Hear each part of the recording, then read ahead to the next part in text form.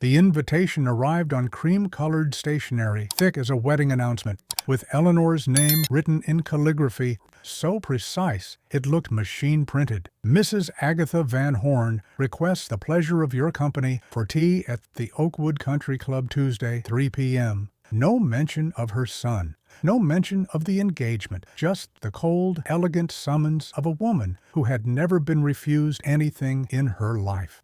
Eleanor had known it was coming. She had felt the chill from the moment Alexander first brought her to the Van Horn estate, the way his mother's eyes had swept over her simple navy dress, her modest pearl earrings, her quiet, unassuming presence. Mrs. Van Horn had smiled, of course. She always smiled, but the smile never reached her eyes, and her questions had been barbed wire wrapped in silk.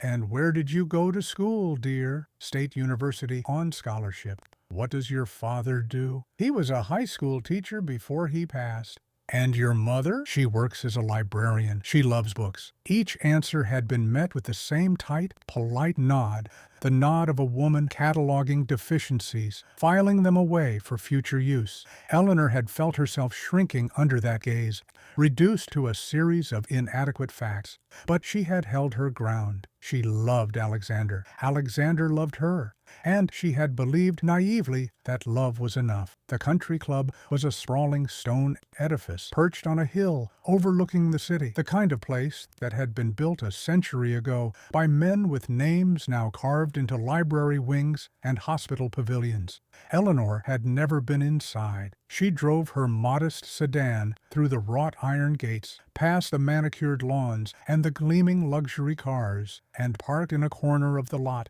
where her vehicle wouldn't draw attention. She had dressed carefully, a simple gray dress, elegant but understated, the kind of armor that whispered rather than shouted. Her mother's pearl earrings, small and luminous, no other jewelry. She would not pretend to be something she wasn't.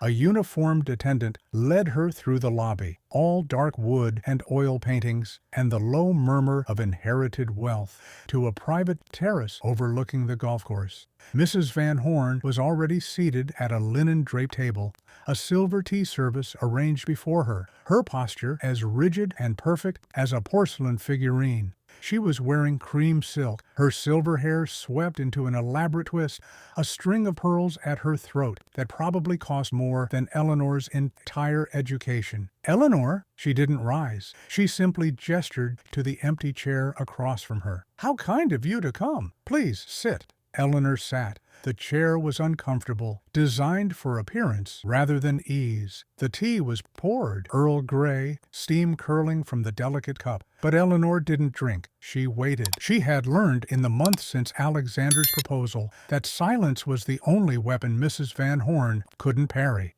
Mrs. Van Horn took a slow sip of her tea, set down the cup, and folded her hands on the table. Her eyes, pale blue, cold as winter sky, fixed on Eleanor with the intensity of a woman who had spent her life evaluating and dismissing. My son has a bright future in politics, she began. No preamble, no pretense of warmth. You may not be aware of this, but the Van Horn name carries significant weight in certain circles. Alexander's grandfather was a senator. His great-grandfather was a governor. There is an expectation, a responsibility, that he will continue that legacy. And to do so, he needs a partner who understands this world, a woman with a legacy of her own, connections, pedigree, a certain presence. She paused, letting the words settle like stones in still water. You are a lovely girl, Eleanor. Truly. You have a certain quiet charm. But you grew up in a duplex. Your father was a teacher. Your mother is a librarian. These are honorable professions, of course, but they are not the stuff of political dynasties. Alexander needs a woman who can stand beside him at fundraisers and state dinners, who can command a room, who shares his background and his ambitions. You, my dear, would be a liability. Eleanor felt the words like small, precise cuts, not because they were cruel, though they were, but because she had feared them in her quietest moments for months. She had lain awake beside Alexander, listening to his breathing, and wondered if she belonged in his world, if she ever would, if love was truly enough to bridge the vast unspoken distance between a duplex and an estate. But she didn't flinch. She had learned, growing up in the shadow of loss, that flinching was a luxury she couldn't afford. Her father had died when she was 16, leaving behind a modest life insurance policy and a daughter who had learned to be strong because there was no one else to be strong for her mother. She had worked her way through college, earned her degree in business, and built a quiet, respectable career in marketing. She had done it all without connections, without pedigree, without anyone handing her anything. And now this woman was trying to take the one thing Eleanor had chosen for herself, the one thing that was hers. Mrs. Van Horn reached into her sleek leather handbag and withdrew a folded piece of paper. She unfolded it slowly, deliberately, and placed it on the linen tablecloth between them. A certified check, $50,000, made out to Eleanor Vance. "This is not a bribe," Mrs. Van Horn said, though it so clearly was. "Think of it as seed money, a fresh start. Take this, leave my son, and don't look back. I've already arranged for a position at a firm in Chicago. A friend of mine owes me a favor. You'll have a job, a new city, a clean break. Alexander will be heartbroken for a time, of course, but he'll recover. He'll meet someone suitable, and you'll have the resources to build a life that's more appropriate to your circumstances." She smiled. It was a cold, satisfied smile, the smile of a woman who had spent her life getting exactly what she wanted and saw no reason why this time should be any different. Eleanor looked at the check. $50,000. It was more money than she had ever seen in one place, more than her father had left behind, more than she could save in years of careful, patient work. It was a bribe, yes, but it was also an opportunity, a door. She thought about her mother, still working at the library, her hands growing stiff with arthritis, her eyes tired from years of squinting at small print. She thought about the business she had dreamed of for years, a boutique marketing firm that specialized in helping small, women-owned businesses find their voice. She had the skills, she had the vision, she had everything except the capital. And here it was, sitting on a linen tablecloth, offered by a woman who saw her only as an obstacle to be removed. Eleanor reached out and picked up the check. She looked at it for a long moment, her face calm, her heart a quiet drum of something that wasn't anger or hurt, but something else entirely, something that felt like the first stirring of a plan. "You're right," she said quietly, "about one thing. This isn't a bribe. It's seed money." Mrs. Van Horn's smile widened, triumphant. She thought she had won. She thought Eleanor was just another desperate girl, easily bought, easily dismissed. "I'm glad you understand. I'll have my attorney draw up the necessary paperwork. A simple agreement confirming that you've accepted this gift and will have no further contact with Alexander. Clean, professional. You'll be on your way to Chicago by the end of the week." Eleanor folded the check carefully and placed it in her purse. She stood up, her chair scraping softly against the stone terrace. She looked down at Mrs. Van Horn, at the woman who had just tried to buy her son's future, who had dismissed Eleanor's entire existence as a liability, who had offered her money and a fresh start, as if those things could erase the love she felt for Alexander. "I'll take the money," Eleanor said. Her voice was calm, steady, the voice of a woman who had just understood something fundamental about herself. "But I won't sign anything, and I won't leave Alexander, not unless he asks me to." Mrs. Van Horn's smile faltered. "That's not the agreement. You can't just—" "I can." Eleanor picked up her purse and stepped back from the table. "You offered me $50,000 to disappear. I'm not going to disappear, but I am going to take this money and build something that's mine. Something you can't buy or dismiss or erase. And when Alexander and I get married, because we will get married, I'll be standing beside him as a woman who built her own legacy, not the one you wanted for him, but the one I made for myself." She turned and walked away, her heels clicking softly against the stone. Behind her she heard Mrs. Van Horn's voice, sharp, indignant, calling her back. She didn't turn around. She walked through the lobby, past the dark wood and the oil paintings and the low murmur of inherited wealth, and out into the pale afternoon light. She got into her modest sedan and sat for a long moment, her hands on the steering wheel, her heart pounding. The check was in her purse, $50,000, more money than she had ever held in her hands. It was a bribe. It was an insult. It was the most extraordinary gift she had ever received. She thought about Alexander, about his kind eyes and his quiet laugh, and the way he looked at her as if she were the most remarkable thing he had ever seen. She thought about the way his mother had spoken about him, as a legacy, a political asset, a piece on a chessboard, not as a son, not as a person. She would tell him everything tonight. She would lay the check on the table and tell him exactly what his mother had done. And then she would tell him what she planned to do with it, not disappear, not run away, build, grow, become. She started the car and drove home, the check a small, heavy weight in her purse. The future stretched before her, uncertain and terrifying and alive with possibility.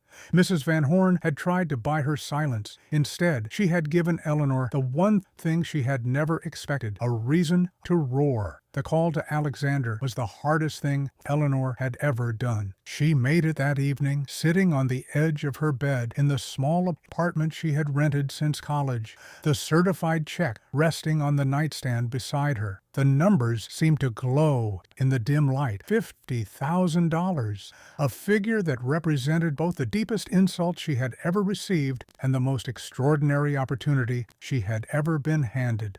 Alexander answered on the second ring, his voice warm and familiar. "Eleanor, I was just thinking about you. How was tea with my mother? I'm sorry I couldn't be there. The firm had this deposition that ran long. Was she terrible? She's always terrible at those things." Eleanor closed her eyes. She could picture him perfectly. His kind eyes, his slightly rumpled hair, the way he leaned back in his office chair with his tie loosened and his sleeves rolled up. He was a good man, a genuinely good man, in a world that often rewarded the opposite. And he loved her. She knew that with the same certainty she knew her own name, which was why this was going to hurt so much. She was herself, Eleanor said carefully. "Alexander, I need to talk to you about something important." His voice shifted, the warmth giving way to concern. "What is it? What's wrong?" "Nothing's wrong." "Not exactly." She took a breath. She had rehearsed this a dozen times,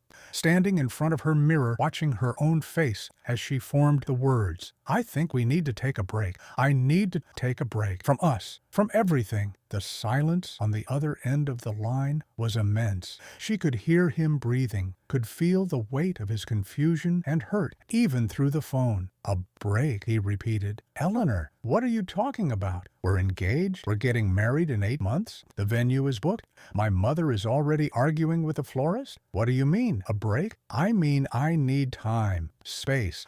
I need to figure out who I am outside of this relationship, outside of your family, outside of everything that's been handed to me or not handed to me." Her voice was steady, but her hands were shaking. "I love you, Alexander. I love you more than I've ever loved anyone. But I can't marry you until I know I'm standing beside you as an equal. Not as the girl from the duplex who got lucky. Not as the liability your mother sees when she looks at me, as your equal." Alexander's voice cracked. "Is this about my mother? Did she say something to you today?" "Eleanor, whatever she said, it doesn't matter. I don't care what she thinks. I don't care about pedigrees or legacies or any of that. I love you. That's all that matters. It matters to me." Eleanor's voice was quiet, but it carried the weight of years of being underestimated. "I've spent my whole life being the girl who didn't quite belong, the scholarship student, the daughter of a widowed librarian, the one who got in through hard work and luck, not through connections or birthright. I've made peace with that. But I can't marry into your family carrying nothing but your love. I need to bring something of my own, something I built, something no one can take from me." Another long silence. When Alexander spoke again, his voice was raw. "How long? How long do you need?" "I don't know. A year, maybe more. I'm going to move, start something new, build something. And when I'm ready, if you're still waiting, I'll come back. But I can't ask you to wait. I won't. That wouldn't be fair. Eleanor, I love you, she said again. That's the truest thing I know. But love isn't enough. Not for the life your family expects you to live. Not for the woman I need to become. Please try to understand. She heard him exhale, a long, shaky breath. I don't understand, but I trust you. I've always trusted you. If you need to do this, if you need to go, then go. I'll be here. I'll always be here. Tears were streaming down Eleanor's face now, silent and hot. Thank you, she whispered. I'll call you. When I'm ready, I promise. She ended the call before she could change her mind. She sat on the edge of her bed, the phone still warm in her hand, and let herself cry. She cried for the wedding that wouldn't happen, at least not yet. She cried for the look on Alexander's face, which she could imagine too clearly. She cried for the girl she had been, the one who believed that love was enough, that hard work and good intentions could bridge any gap. And then she dried her eyes, picked up the check, and began to plan. The move happened quickly. Eleanor sublet her apartment, packed a single suitcase, and drove to a city 300 miles away, a place where no one knew her name, where the Van Horn legacy meant nothing, where she could disappear into the anonymous hum of urban life and rebuild herself from the ground up. She rented a small studio in a converted warehouse district, a space with exposed brick walls and tall windows and absolutely no connection to the world she had left behind. She deposited the $50,000 into a new business account. She registered Avenue Marketing as a limited liability company. She bought a used laptop, a decent printer, and a domain name. She worked 18-hour days, fueled by coffee and the quiet, burning determination of a woman who had been told she wasn't enough and had decided to prove, beyond any doubt, that she was. The first clients were small, a local bakery run by a single mother who needed help with social media, a nonprofit that advocated for affordable housing, struggling to get its message heard, a young politician, a city council candidate who was running against an entrenched incumbent and needed someone to shape her narrative. Eleanor took them all. She charged modest fees and delivered extraordinary results. She worked late into the night, crafting messaging and designing campaigns, learning the intricacies of political branding and crisis management through sheer, stubborn persistence. Word spread. The bakery's Instagram following tripled in 3 months. The nonprofit's fundraising campaign exceeded its goal by 40%. The city council candidate won her election in an upset that made local headlines, and in her victory speech, she thanked my brilliant communication strategist, Eleanor Vance. More clients came, larger clients, a state senator facing a tough re-election, a tech startup looking to build its brand from scratch, a women's advocacy group that needed help navigating a media firestorm. Eleanor took them all, and she delivered every time. Within 12 months, Avenue Marketing had outgrown the studio apartment and moved into a small office suite in a renovated, historic building downtown. Eleanor hired her first employee, a sharp, creative young woman named Priya, who had been passed over for promotion at her previous firm and was hungry to prove herself. Then a second employee, then a third. The firm specialized in political branding and crisis management, a niche that Eleanor had stumbled into but quickly dominated. She had a gift for it, for seeing the narrative beneath the noise, for crafting messages that resonated, for helping clients navigate the treacherous waters of public perception. She understood, in a way her competitors didn't, that politics was not about policy. It was about story. And she had spent her entire life learning how to tell a story that people would believe. 18 months after she left Alexander, Eleanor sat in her corner office, a real corner office with windows that looked out over the city skyline, and reviewed the quarterly financials. Avenue Marketing had just closed its best year yet. Revenue had surpassed $1.2 million. Client list included 2 members of Congress, a nationally recognized nonprofit, and a slate of state and local candidates who were winning races they had no business winning. Eleanor Vance, the girl from the duplex, had built a $1 million firm from a $50,000 insult, and she had done it entirely on her own.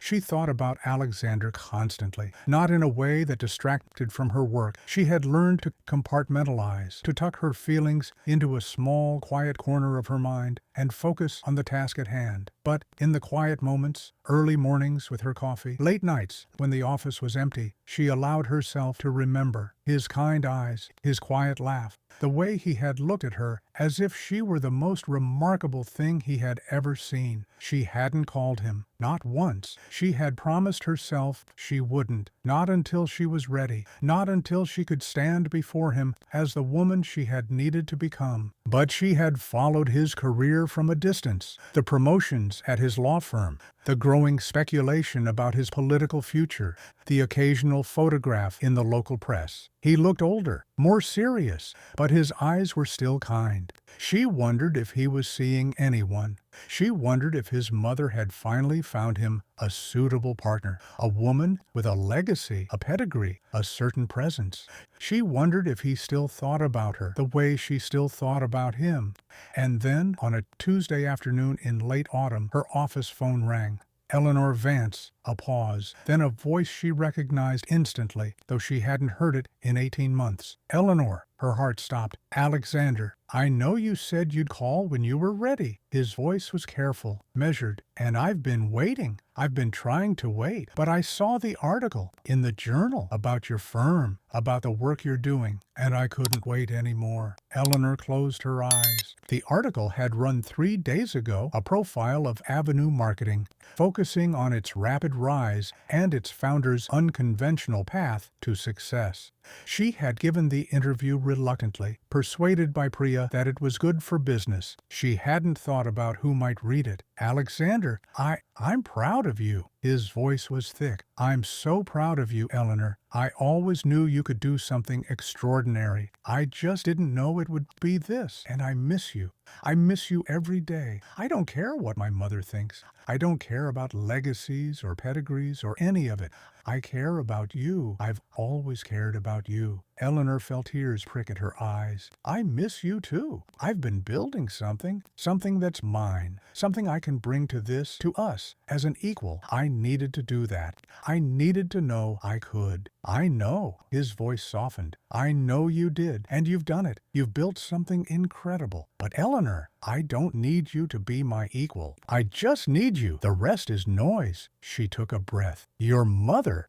My mother has been a nightmare for 18 months. She's tried to set me up with every suitable woman in the Tri-State area.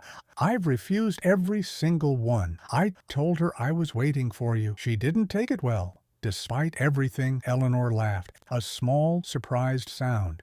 I can imagine. She doesn't know about the check. I never told her I knew, but I want you to know I would have chosen you anyway. Even without the business, without the success, without any of it, I would have chosen you. Eleanor looked out the window at the city skyline, at the life she had built from nothing. She thought about the check, still tucked away in a drawer of her desk, a reminder of where she had started and how far she had come. I'm ready, she said quietly, to come back, to try again if you're still waiting. I've never stopped, Alexander said. Come home, Eleanor, come home. She smiled, tears streaming down her face. I'm on my way. The campaign was dying. Alexander could feel it in the silence of the conference room, in the way his staff avoided his eyes, in the grim, downward slope of the polling numbers that his advisors slid across the table each morning.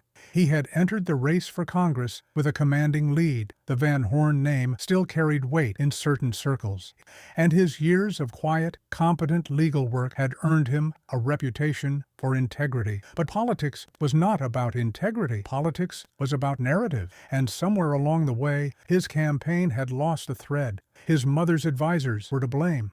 Agatha Van Horn had insisted on installing her own people, experienced hands, she called them, veterans of his grandfather's campaigns, men who had been winning elections since before Alexander was born. They were loyal, certainly. They were also hopelessly out of touch. Their messaging was stale, their digital strategy non-existent, their understanding of modern voters frozen somewhere in the late 1990s. They spoke of legacy and tradition, while the opposition painted Alexander as an out-of-touch elitist who had never worked a real day in his life. The polls showed him trailing by 12 points with 6 weeks to go. His fundraising was drying up. The press had begun to write his political obituary, and his mother, ensconced in her estate on the hill, continued to insist that everything was fine. "It's not fine." Marcus Webb, his campaign manager, a young, sharp-eyed strategist who had been hired over Agatha's objections,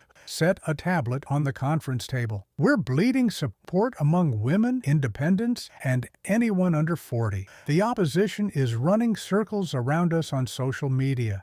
Our messaging is stuck in a time warp. If we don't make a drastic change, we're going to lose. And not just lose, get crushed. The kind of loss that ends careers." Alexander rubbed his temples. He had been sleeping 4 hours a night for weeks, sustained by coffee and the grim determination not to let his team down. "What kind of drastic change?" Marcus hesitated. "There's a firm, Avenue Marketing. They specialize in political branding and crisis management. They've turned around campaigns that were in worse shape than ours. They're expensive, and they're selective. They don't take every client, but if we can get them, they could save us."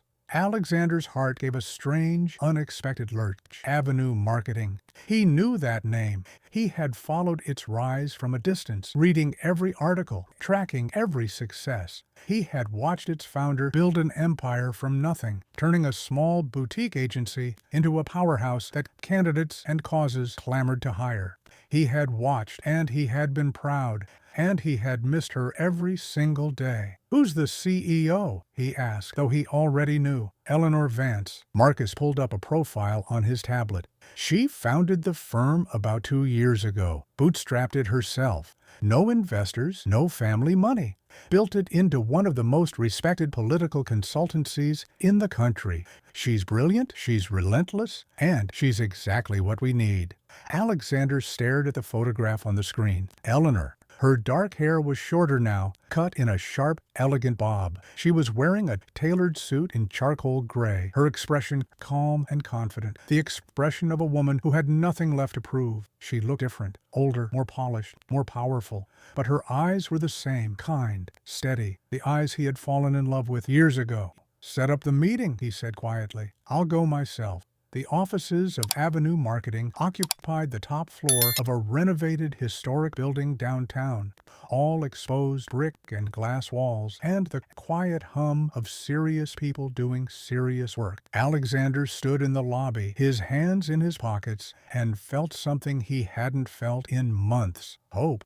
He hadn't told his mother about this meeting. She would have objected, would have insisted that her advisors were perfectly capable, would have dismissed Eleanor as that girl who had once threatened to derail her carefully laid plans.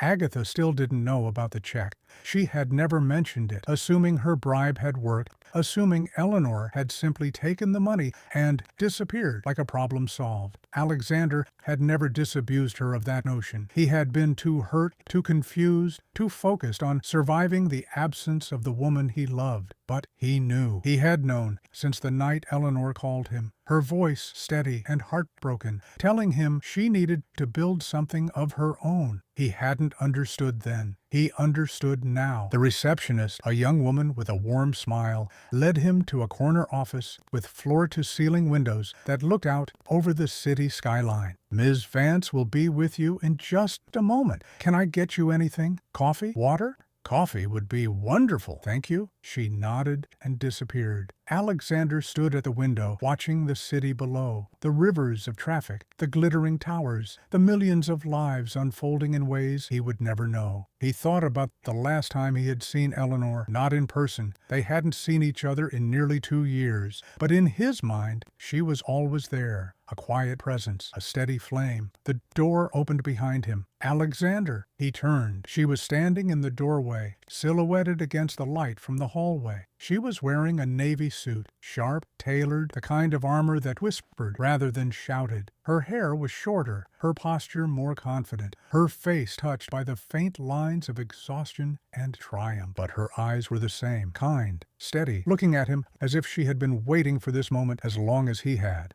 Eleanor, his voice came out rougher than he intended. You look incredible." She smiled. A real smile, warm and familiar and utterly without pretense. "So do you. Tired, but incredible. I've been following your campaign. It's been a journey." "That's a generous word for it." He laughed, a short, surprised sound. "It's been a disaster, honestly. My mother's advisors are running it into the ground. I came here because my team said you're the only one who can save it. And because," he paused, gathering his courage, "because I wanted to see you. I've wanted to see you for 2 years." Eleanor walked to her desk and sat down, gesturing for him to take the chair across from her. She folded her hands on the polished surface, her expression calm but her eyes bright. "I've wanted to see you too, every day. But I needed to do this first. I needed to become someone I could be proud of, someone who could stand beside you without feeling like a liability." "Eleanor," he leaned forward, his voice urgent, "you were never a liability. Not to me. Not ever." "I know." Her voice was soft.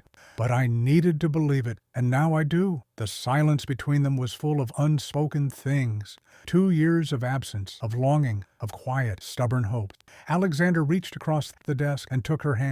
Her fingers were warm, solid, real. She didn't pull away. "Your mother paid for this office," Eleanor said quietly. "Did you know that?" Alexander blinked. "What?" "She gave me $50,000 to leave you 2 years ago at the country club. She told me I wasn't good enough for you, that I lacked the pedigree, the connections, the presence. She told me to take the money and disappear." Eleanor's voice was steady, but there was a glint of something in her eyes. Not anger, but a quiet, fierce pride.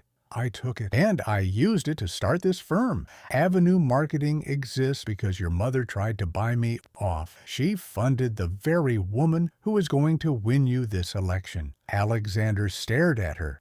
The pieces clicked into place. The sudden departure, the new city, the firm that had risen from nothing with no investors, no family money. His mother's money, his mother's bribe, transformed into an empire. "She never told me," he said slowly. "She let me believe you just left, that you couldn't handle the pressure of the family, that you weren't strong enough." "I know." Eleanor squeezed his hand. "I didn't tell you because I needed to do this on my own.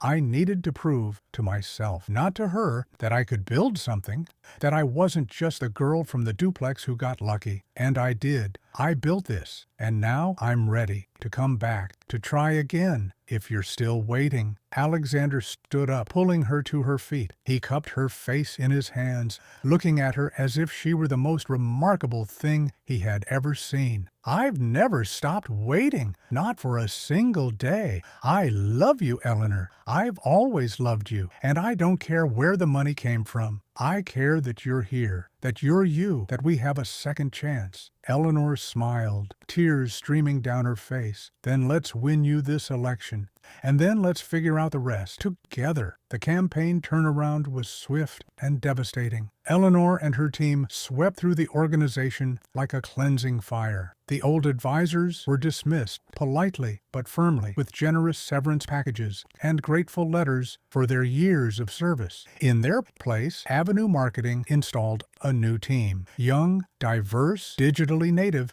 and utterly ruthless in their pursuit of victory. The messaging shifted overnight. Alexander was no longer the scion of a political dynasty. He was a public servant who had spent his career fighting for ordinary people. His mother's legacy was mentioned only in passing, a footnote rather than the headline. The campaign's social media presence exploded, engaging voters who had never been reached by the old guard. The polls began to shift. 6 weeks later, Alexander Van Horn won his congressional race by 8 points. At the victory party, held in a downtown ballroom packed with supporters and staff and the happy chaos of a hard-fought win, Eleanor stood at the edge of the crowd, watching Alexander work the room. He was radiant, tired but triumphant, his kind eyes bright with the joy of a man who had just achieved something extraordinary. He caught her gaze across the room and smiled, a private, knowing smile that was meant only for her. Agatha Van Horn was there too, standing stiffly near the bar, her silver hair perfectly coiffed, her pearls gleaming. She had been largely sidelined during the campaign's final weeks, her influence quietly but decisively diminished. She didn't know the full story, didn't know that the firm that had saved her son's election had been funded by her own bribe. She only knew that Eleanor Vance had reappeared, more powerful than ever, and that her son looked at her the way he had always looked at her. As the party wound down, Eleanor slipped out onto a quiet balcony overlooking the city. The night air was cool and clean, the skyline glittering with a million lights. She heard footsteps behind her and turned to find Agatha, her face a mask of controlled composure. "Ms. Vance," Agatha's voice was cold. "I see you've managed to reinsert yourself into my son's life. I suppose I shouldn't be surprised. You always did have a talent for survival." Eleanor smiled. It was a calm, peaceful smile, the smile of a woman who had already won. "You gave me $50,000 to disappear, Mrs. Van Horn." "I didn't disappear. I built an empire, and then I used it to save your son's career. You should be thanking me." Agatha's face paled. "You told him about the check." "No, I didn't need to. He loves me anyway. He's always loved me. And now I'm standing beside him as an equal, not because of your money, but in spite of it. The firm you funded helped win this election. The woman you tried to buy off is going to be your daughter-in-law. There's a certain poetry to that, don't you think?" Agatha opened her mouth, but no sound came out. For the first time in her life, she had no response. No manipulation, no cold, elegant dismissal. She simply stood there, a woman who had spent her life controlling everything and everyone, finally facing something she couldn't control. Eleanor turned and walked back inside, leaving Agatha alone on the balcony with the glittering skyline and the ruins of her own arrogance.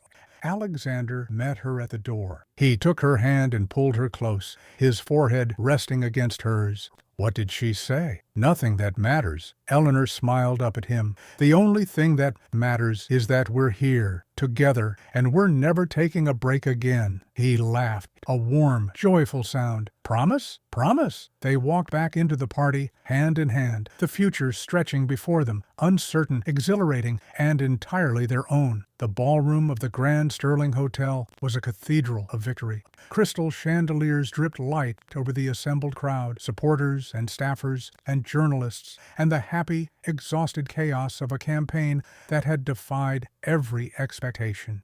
The numbers had come in hours ago, a landslide that no poll had predicted, a margin so decisive that the opposition had conceded before midnight. Alexander Van Horn was going to Congress, and the room, packed with people who had worked and wept and believed, was alive with the electric hum of triumph. Eleanor stood at the edge of the crowd, a glass of champagne untouched in her hand, and watched the man she loved work the room. He moved through the clusters of supporters with the easy grace of someone who had finally, completely grown into his own skin. His kind eyes were bright. His laugh was genuine. He paused to shake hands, to accept congratulations, to share a private word with the staffers who had given everything to this campaign. He was radiant. He was exactly where he was supposed to be.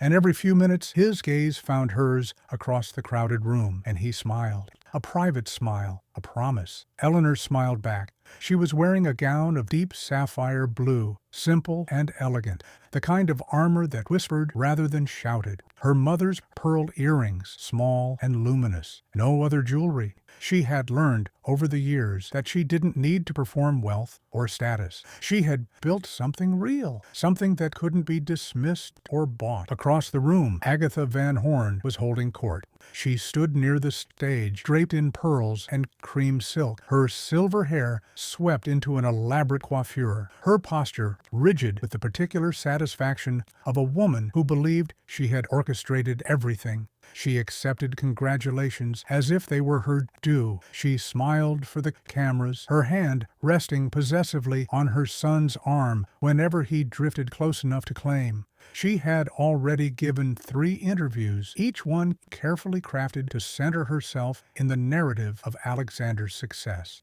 Of course, we always knew he had it in him. The Van Horn legacy is one of service. I'm so proud to have guided him through this journey." She hadn't spoken to Eleanor all night.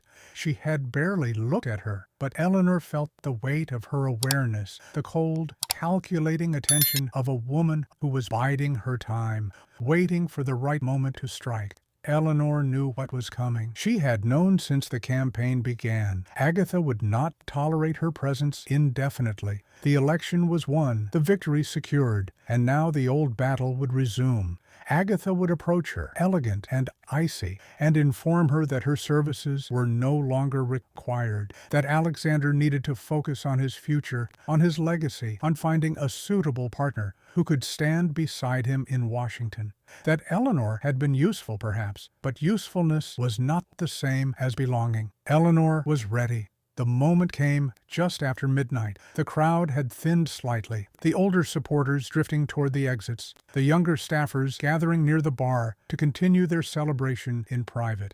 Alexander was in a corner, deep in conversation with Marcus Webb, his campaign manager, their heads bent together over a tablet. Agatha, released from her son's orbit, turned her cold gaze toward Eleanor. She crossed the ballroom like a ship under full sail, her silk gown rustling, her pearls gleaming. Her smile was fixed, pleasant, and utterly without warmth. She stopped a few feet from Eleanor, her eyes sweeping over the sapphire gown, the pearl earrings, the quiet, composed face of the woman she had tried to erase. "Eleanor," her voice was smooth as polished stone. "I was hoping we might have a word, privately." Eleanor didn't move. "We can speak here. I have nothing to hide." Agatha's smile tightened. "Very well. I'll be direct. You've done excellent work for my son's campaign, truly. Your firm's contributions were instrumental. But the election is over now. Alexander is going to Washington. He needs to focus on his future, on building relationships, on finding a partner who can support him in that world. A woman of substance, a woman with a legacy of her own. I'm sure you understand." Eleanor looked at her, at the woman who had tried to buy her silence with a certified check, at the woman who had dismissed her as a liability, a girl from a duplex, an obstacle to be removed, at the woman who had no idea that the firm she was now praising had been built with her own money. "I understand perfectly," Eleanor said. Her voice was calm, steady, the voice of a woman who had already won. "But I think you should wait. There's something you need to hear." Agatha's brow furrowed. "What are you?" The microphone at the front of the ballroom crackled to life. "Ladies and gentlemen," Alexander's voice, warm and clear, filled the room. "If I could have your attention for just a moment." The crowd quieted, turning toward the stage. Alexander stood at the podium, his tie slightly loosened, his face flushed with the joy of the evening. Beside him stood Marcus Webb, grinning like a man who knew exactly what was about to happen. And behind them, the massive screen that had displayed election returns now showed a single image, a photograph of Alexander and Eleanor, taken months ago at a campaign event, their heads bent together, laughing at something private. Agatha's face went still. "I want to thank all of you for being here tonight," Alexander said. "This victory belongs to every single person in this room. The staffers who worked 18-hour days, the volunteers who knocked on doors in the rain, the supporters who believed in us when the polls said we didn't have a chance. I am so grateful, so profoundly grateful." Applause rippled through the crowd. Alexander waited, his eyes finding Eleanor's across the room. He smiled. "But there's one person I need to thank in particular, someone without whom none of this would have been possible. Someone who believed in me when I wasn't sure I believed in myself. Someone who took a small, struggling campaign and turned it into a movement. Someone who built something extraordinary from nothing and then used it to lift up everyone around her." He paused, letting the anticipation build. Eleanor Vance. The crowd applauded, heads turning to find her in the sea of faces. Eleanor felt the weight of their attention, warm and approving. Beside her, Agatha stood frozen, her smile fixed in place, her eyes glittering with something that looked very much like fear. "Eleanor came into my life years ago," Alexander continued, "and I knew from the very first moment that she was something special. She was brilliant. She was kind. She was the most remarkable person I had ever met. And then, for reasons that were complicated and painful, we spent time apart. She needed to build something of her own. I needed to become the man she deserved. And tonight, he stepped down from the podium and walked through the crowd, which parted before him like water. He stopped in front of Eleanor and took her hand. Tonight, I'm asking her to marry me. Again. For good this time. Eleanor Vance, will you do me the extraordinary honor of becoming my wife? The room erupted. Cameras flashed. Reporters scribbled furiously. The crowd pressed closer, eager to witness the moment. Eleanor looked up at Alexander, at his kind eyes and his hopeful smile, and felt tears stream down her face. "Yes," she said, her voice clear and strong. "Yes, always yes." He kissed her, and the room roared its approval. And then, as the applause began to fade, Alexander raised a hand for silence. He turned back toward the microphone, still holding Eleanor's hand, and his gaze found his mother in the crowd. Agatha stood frozen, her face a mask of barely controlled devastation. The pearls at her throat seemed to choke her. Her smile had vanished, replaced by something raw and exposed. "I also want to thank my mother," Alexander said, his voice carrying clearly across the silent ballroom. Without her generous investment in Eleanor's career 2 years ago, none of this would have been possible. She saw Eleanor's value early on, recognized her potential in a way that, frankly, I'm not sure any of us fully understood at the time. And she made sure that Eleanor had the resources she needed to build something extraordinary. Mom, your support has meant the world to both of us. We're so glad you recognized what Eleanor could become. The silence that followed was immense. Agatha's face went gray. Her mouth opened, but no sound came out. Around her the crowd was murmuring, confused, intrigued, sensing the undercurrent of something they didn't fully understand. The reporters were scribbling faster now, sensing blood in the water. The cameras swung toward Agatha, capturing her frozen expression, her rigid posture, the slow, dawning horror of a woman who had just been publicly praised for something she had never intended. Eleanor squeezed Alexander's hand. She looked at Agatha, at the woman who had tried to buy her silence, her absence, her erasure, at the woman who had given her $50,000 and told her to disappear, at the woman who was now being thanked in front of the world for funding the very empire that had saved her son's election and secured Eleanor's place at his side. She thought she was buying my absence, Eleanor thought. She didn't realize she was just financing the woman who would eventually take everything she valued. Agatha turned and walked stiffly toward the exit, her silk gown rustling, her pearls swinging. She didn't look back. The crowd parted for her, sensing her distress, but not understanding its source. She disappeared through the ballroom doors and into the night. Eleanor watched her go.